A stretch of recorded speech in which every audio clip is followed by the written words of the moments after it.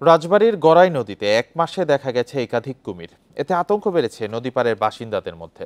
স্থানীয়রা আতঙ্কে থাকলেও কুমির দেখতে প্রতিদিনই সেখানে ভিড় করছে উৎসুক জনতা। মানুষের নিরাপত্তার জন্য দ্রুত বন বিভাগের বিশেষজ্ঞ দল এনে কুমির ধরার ব্যবস্থা করা হবে বলছে স্থানীয় প্রশাসন। পাংশা উপজেলার কসবামাজাইল ইউনিয়নের কেওয়া গ্রামের মোহনের ঘাট গড়াই নদীর এই এলাকায় এক মাস ধরে বিভিন্ন সময়ে একাধিক কুমির ভেসে উঠছে, আর তা দেখতে ভিড় করছে উৎসুক জনতা।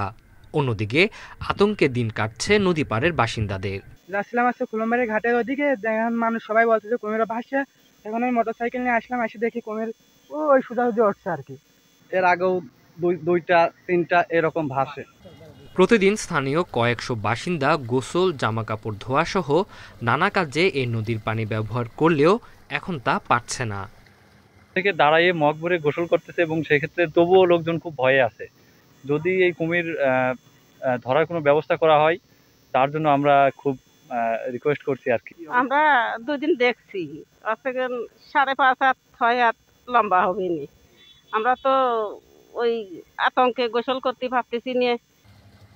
স্থানীয় প্রশাসন বলছে এরই মধ্যে ওই এলাকা পরিদর্শন করে বন বিভাগকে ব্যবস্থা নেওয়ার জন্য চিঠি দেওয়া হয়েছে। এলাকাবাসীর অনেকের মোবাইলে আমরা ভিডিওগুলো দেখেছি, তাতে মনে হয়েছে যে এটা কুমির হতে পারে। তা আমরা রিস্কের মধ্যে যাইনি। আমরা ইতিমধ্যে আমাদের যে উপজেলা বন কর্মকর্তা রয়েছে তাকে আমি লিখিতভাবেই নির্দেশনা দিয়েছি। ঊর্ধ্বতনকে মৌখিকভাবে জানিয়েছি, চিঠি দিয়ে জানাবো। চিঠি ইস্যু করিনি, এখনো চিঠি ইস্যু করবো, ঊর্ধ্বতনকে জানাবো। তাকে মৌখিকভাবে জানানো হয়েছে। এখন সে তার পরবর্তী আমার ঊর্ধ্বতন যে পরবর্তী স্টেপ নেয় তার প্রেক্ষিতে দ্রুত কুমিরগুলো উদ্ধার করে বড় নদীতে অবমুক্ত করার দাবি স্থানীয়দের।